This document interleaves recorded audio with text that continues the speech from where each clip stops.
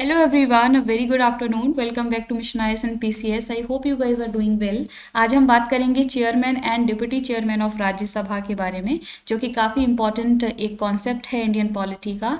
इससे पहले की वीडियो में हमने डिस्कस किया था speaker and deputy speaker of Lok Sabha के बारे में. अगर आप लोगों ने वो वीडियो नहीं देखी है तो प्लीज़ उसको देख लीजिएगा, क्योंकि ये इंडियन पॉलिटी का काफ़ी इंपॉर्टेंट कॉन्सेप्ट है. एंड अगर आप किसी भी कॉम्पिटिटिव एग्जाम की तैयारी कर रहे हैं, सिविल सर्विस की तैयारी कर रहे हैं, तो ये कॉन्सेप्ट्स काफ़ी इंपॉर्टेंट हो जाते हैं. तो चलिए शुरू करते हैं हमारा आज का ये वीडियो में एंड तक बनी रहिएगा. आप लोगों के लिए काफ़ी रेलेवेंट वीडियो रहने वाली है. जब भी हम बात करते हैं प्रिजाइडिंग ऑफिसर ऑफ राज्यसभा की, जिनको चेयरमैन एंड डिप्टी चेयरमैन के नाम से जाना जाता है, जो इंडिया के वाइस प्रेसिडेंट होते हैं, वही राज्यसभा के एक्स ऑफिशियो चेयरमैन होते हैं. उनको ही एक्स ऑफिशियो चेयरमैन कहा जाता है. किसको? वाइस प्रेसिडेंट ऑफ इंडिया को. एक्स ऑफिशियो का मतलब होता है कि राज्यसभा के चेयरमैन की पोस्ट के लिए किसी भी तरीके का कोई इलेक्शन नहीं होता है, कोई अपॉइंटमेंट नहीं होता है, बल्कि वाइस प्रेसिडेंट ऑफ इंडिया जो होते हैं वो ऑटोमेटिकली राज्यसभा के चेयरमैन माने जाते हैं.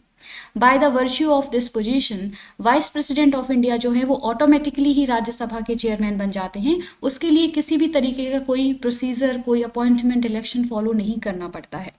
आई होप आपको ये कॉन्सेप्ट समझ में आ गया होगा. एज प्रिजाइडिंग ऑफिसर, एक प्रिजाइडिंग ऑफिसर के रूप में जो राज्यसभा के चेयरमैन होते हैं, उनके फंक्शंस एंड पावर्स जो हैं वो लोकसभा के स्पीकर की सिमिलर होती हैं, उनकी पावर्स एंड फंक्शंस. और लेकिन कुछ केसेस में कुछ ऐसे इम्पॉर्टेंट पावर्स हैं, कुछ स्पेशल पावर्स हैं जो स्पीकर के पास ही होती हैं, जो राज्यसभा के चेयरमैन के पास ये पावर्स नहीं होती हैं. तो दो इम्पॉर्टेंट स्पेशल पावर्स हैं स्पीकर की, वो आपको पता होनी चाहिए. फर्स्ट वन है to decide whether a bill is money bill और नॉट. जो मनी बिल होता है उसको मनी बिल डिक्लेयर करने का या डिसाइड करने का कि कौन सा बिल मनी बिल होगा, ये जो राइट है वो केवल और केवल स्पीकर का होता है. और इस मैटर में जो स्पीकर का डिसीजन है वही फाइनल माना जाता है. सेकेंड इंपॉर्टेंट पावर है the speaker presides over a joint sitting of two houses of parliament.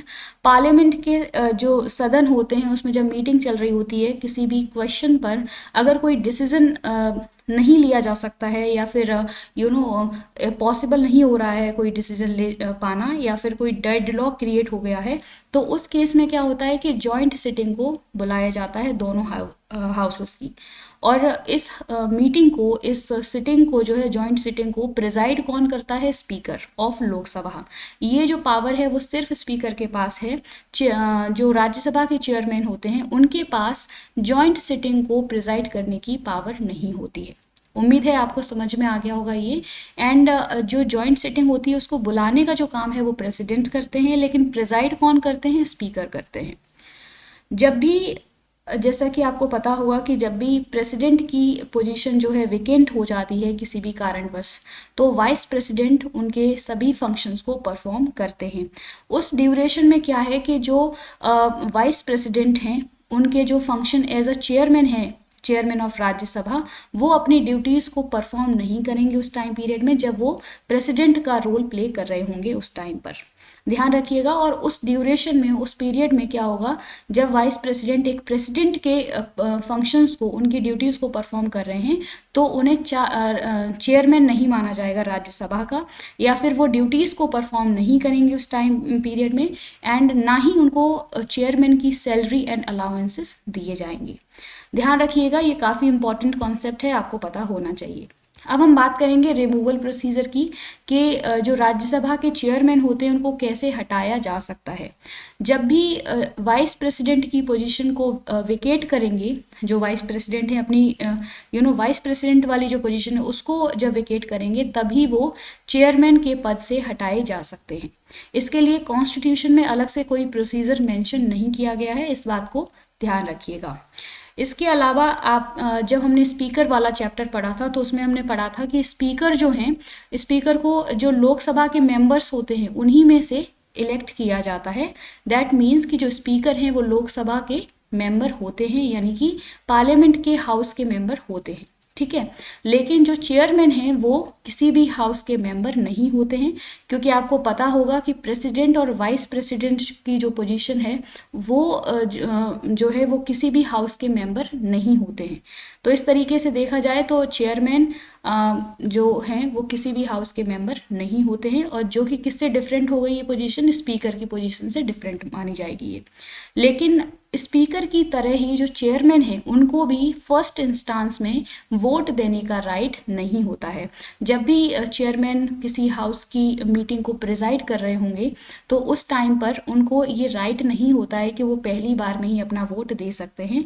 Yes, उनको कास्टिंग वोट का राइट होता है। कास्टिंग वोट के बारे में हमने प्रीवियस वीडियो में पढ़ा था। यहाँ भी मैं आपको बता देती हूँ कि कास्टिंग वोट का मतलब होता है कि जब भी सदन में कोई क्वेश्चन पर डिस्कशन चल रहा होता है तो उस टाइम पर फर्स्ट इंस्टांस में चेयरमैन को राइट नहीं होता है कि वो वोट देंगे। लेकिन यस, अगर हाउस इक्वली डिवाइड हो जाता है या फिर ऐसी कोई कंडीशन आ जाती है जहाँ पर डिसीजन ले पाना काफ़ी मुश्किल हो रहा है, या फिर इक्वली डिवीज़न की वजह से डिसीजन नहीं लिया जा पा रहा है, तो उस टाइम पर चेयरमैन के पास ये राइट है कि वो अपना वोट देंगे, और ऐसे वोट को ही हम कहते हैं कास्टिंग वोट। आई होप आपको समझ में आ रही होंगी ये सारी चीज़ें, काफ़ी इंपॉर्टेंट है गाइज, आपको पता होनी चाहिए। यहीं से स्टेटमेंट के फॉर्म में क्वेश्चन पूछ लिया जाता है, तो आपको पता होना चाहिए। इसके अलावा स्पीकर की जो एक और फंक्शन है जो अलग होता है किससे, वाइस प्रेसिडेंट से या फिर चेयरमैन से। स्पीकर के पास जो है वो जॉइंट, जब जो उनको रिमूव करने के लिए, स्पीकर को हटाने के लिए जो रिजोल्यूशन प्रोसीजर होता है, जो रिजोल्यूशन को लाया जाता है हाउस में, तो उस टाइम पे क्या होता है कि स्पीकर के पास अपनी जो सिटिंग होती है, जो मीटिंग होती है, उसको प्रिजाइड करने का राइट होता है। वो वहाँ पर अपनी बात भी रख सकते हैं, वोट भी दे सकते हैं। लेकिन वाइस प्रेसिडेंट जो हैं वो राज्यसभा की सिटिंग को प्रिजाइड नहीं कर सकते हैं जब उनके अगेंस्ट में जो हाउस में एक रेजोल्यूशन चलाया जा रहा है उनको हटाने के लिए। तो ध्यान रखिएगा, ये भी एक डिफरेंस है स्पीकर में एंड चेयरमैन में। अब हम बात करेंगे डिप्टी चेयरमैन ऑफ राज्यसभा की। ये भी काफ़ी इंपॉर्टेंट एक पोजीशन है, एक ऑफिस है राज्यसभा की। एंड डिप्टी चेयरमैन जो होते हैं इनको इलेक्ट कैसे किया जाता है, इनका इलेक्शन होता है राज्यसभा के द्वारा from amongst its member. Rajya Sabha के जो मेंबर्स होते हैं उन्हीं में से किसी एक पर्सन को डिप्टी चेयरमैन का पद दिया जाता है राज्यसभा के द्वारा। एंड जब भी ऐसी कोई कंडीशन आती है, कोई सिचुएशन आती है जब चेयरमैन की जो ऑफिस है वो वेकेंट है, या फिर जो वाइस प्रेसिडेंट हैं वो प्रेसिडेंट की ड्यूटीज़ को परफॉर्म कर रहे हैं, उनके जो फंक्शंस हैं वो उनके पास आ गए हैं, तो ऐसे केस में जो डिप्टी चेयरमैन होते हैं राज्यसभा के वो चेयरमैन की ड्यूटीज़ को परफॉर्म करते हैं। ये इनका मेन फंक्शन होता है। लेकिन जब चेयरमैन अपनी ऑफिस में होते हैं तो उस केस में डिप्टी चेयरमैन जो हैं वो ऑर्डिनरी मेंबर्स, जो अदर मेंबर्स हैं, उनके ही इक्वल उनकी पोजीशन मानी जाती है। और इसके अलावा लेकिन ये भी लिखा हुआ है कि जो डिप्टी चेयरमैन होते हैं वो किसी भी तरीके से चेयरमैन के अधीनस्थ नहीं होते हैं, सबऑर्डिनेट नहीं माने जाएंगे, वो डायरेक्टली रिस्पॉन्सिबल होते हैं राज्यसभा के लिए। ये भी याद रखिएगा, काफ़ी इम्पॉर्टेंट है। इसके अलावा चेयरमैन की तरह ही जो डिप्टी चेयरमैन हैं वो पहले इंस्टांस में ही वोट नहीं दे सकते हैं। जैसे हमने अभी पढ़ा था कि चेयरमैन के पास ये राइट नहीं होता है कि वो फर्स्ट इंस्टांस में वोट दे सकते हैं, उसी तरीके से प्रिजाइड करते वक्त डिप्टी चेयरमैन के पास भी ये राइट नहीं होता है। इसके अलावा डिप्टी चेयरमैन एंड चेयरमैन की जो सैलरी होती है वो एक जैसी होती है और इसको फिक्स किया जाता है पार्लियामेंट के द्वारा, जो कि कंसोलिडेटेड फंड ऑफ इंडिया के द्वारा दी जाती है। एंड इसका मतलब ये होता है कि एनुअली पार्लियामेंट में इनकी सैलरी अलाउंस पर किसी भी तरीके का कोई डिस्कशन या वोटिंग नहीं होती है। आई होप आपको ये समझ में आ गया होगा। इसके अलावा कुछ इम्पॉर्टेंट आर्टिकल्स हैं, इनके बारे में भी आपको पता होना चाहिए। जैसे कि आर्टिकल 89 है जिसमें बात की गई है चेयरमैन एंड डिप्टी चेयरमैन के बारे में। राज्यसभा के जो डिप्टी चेयरमैन हैं, इनकी पोजीशन के बारे में कौन से आर्टिकल में बात की गई है ये पता होना चाहिए आपको।